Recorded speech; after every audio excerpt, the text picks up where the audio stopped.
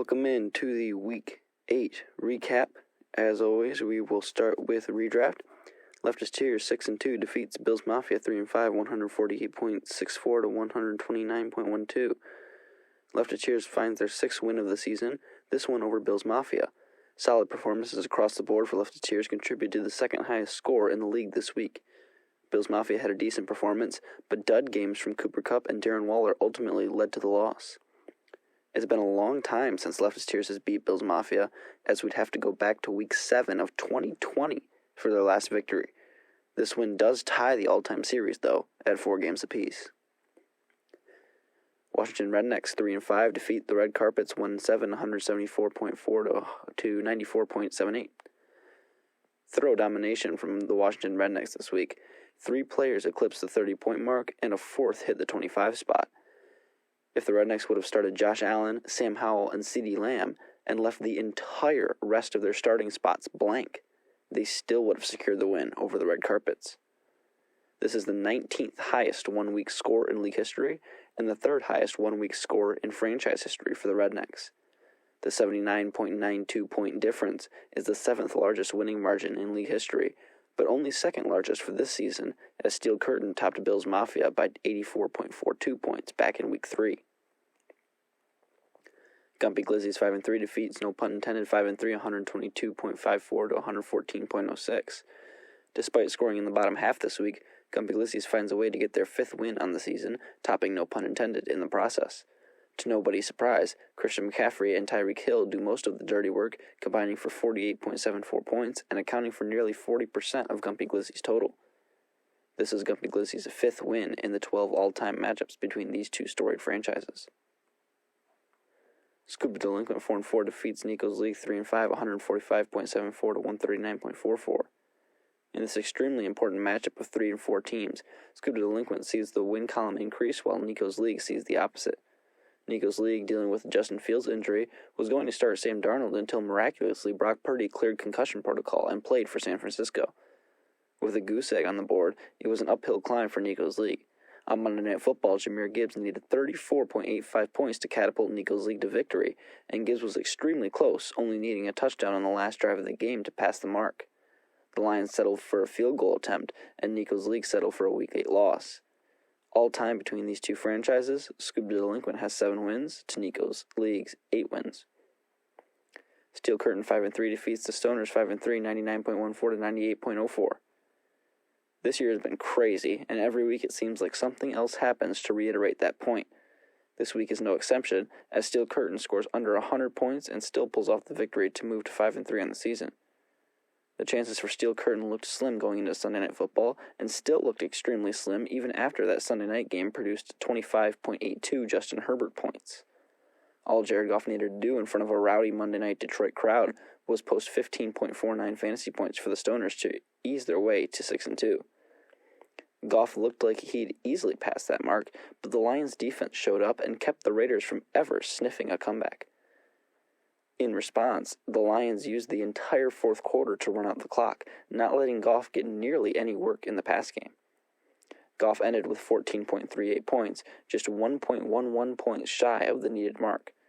To add massive insult to injury, the Stoners started the Eagles' defense, who accumulated negative 2.84 points. Had the Stoners left their defense spot blank and only started 9 guys, they would have won the game by 1.74 points. This game is the 12th closest finish in league history and the 8th closest regular season finish. It is the 2nd closest finish this season, behind the Week 6 bout between the Washington Rednecks and Scuba Delinquent. Alright, Week 9 redraft power rankings starting at the bottom at number 10, moving down 1 spot, the Red Carpets. At number 9, moving up 1 spot, Nico's League. At number 8, staying put, Bills Mafia. At number 7, moving down 1 spot, Steel Curtain. At number 6, moving up 1 spot, Washington Rednecks. At number 5, staying put, Scuba Delinquent. At number 4, not moving, the Stoners. At number 3, staying put, no pun intended. At number 2, staying put, Gumpy Glizzies. And remaining in the number 1 spot, Leftist Cheers. Our Week 9 redraft game of the week is, no pun intended, 5-3 versus Leftist Cheers 6-2. The game needs no introduction. The rivalry that began with the league's creation, the ultimate showdown of rivalry week, a 2021 championship rematch, Leftist cheers, no pun intended, doesn't get any bigger. All right, we move into Dynasty. Gump Dynasty 5-3 defeats Prestige Worldwide 3-5, 140.52 to 125.24. Despite a Miles Sanders goose egg, Gump Dynasty successfully downs Prestige Worldwide and moves to 5-3 on the season. Someone had to make up for the lack of scoring from Sanders, and that unlikely someone was Gus Edwards, who miraculously found the end zone 3 times in the Ravens' win over the Cardinals. This is Gump Dynasty's 3rd win in 8 all-time games against Prestige Worldwide. The Scoop Empire 3-5 defeats I Am They 3-5, 141.94 to 99.32. This one wasn't particularly close. The Scoop Empire picks up a desperately needed win over I Am They to stay in the hunt towards the bottom of the league. Solid performances up and down the board contribute to Scoop's tally, with shockingly only one player cracking the 20-point mark. This game was a tiebreaker in the all-time series between these two franchises, with Scoop gaining the edge 5-4. Stratton Oakmont Inc. 6-2 defeats Nico's Dream Team 3-5, 161.72 to 137.16.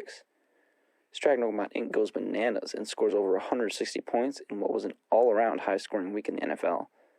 They did it without a 30-point player, indicating a balanced team with the ability to provide solid scores. One of those solid scores this week was Kirk Cousins, before he left the game on the cart and later confirmed to have torn his Achilles. Kirk will be out for the season, and with Deshaun Watson dealing with his own injuries, we'll see if Stratton Oakmont Inc. can bounce back from this setback. If they're looking to shoot for a championship, now might be the time to start sending trade offers. Senior Raccoon 74, 6-2 defeats Cumber Dynasty 3-5, 156.8 to 134.88. It was a fun game we had on our hands this week between these two great Dynasty teams. Going into Monday Night Football, Senior Raccoon 74 needed Jahmyr Gibbs and Amon St. Brown to combine for 19.29 points to top Cumber Dynasty. They blew that out of the water, tallying a combined 41.2 points in the Lions' win over the Raiders. With those points, Senior Raccoon 74 cruised to victory and is now tied atop the league at 6-2.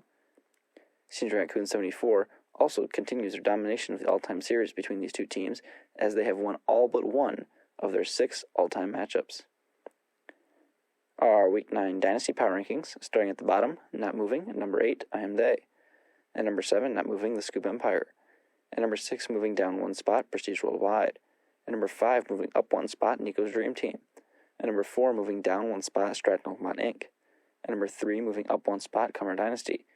At number 2, staying put, Gump Dynasty. And at number 1, remaining in that spot, Senior Raccoon 74.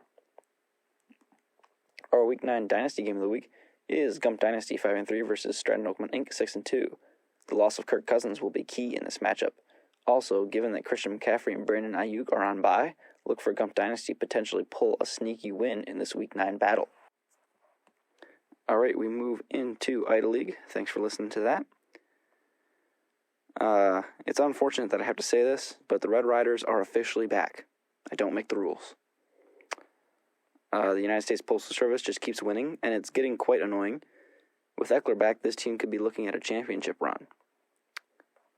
Death has won. Jahmyr Gibbs pulls the worst team in the league from the depths of despair and gives them a second victory this season. Despite finally not having the worst record in the league, Death still has the worst team in the league. The injuries are catching up to show them TDs.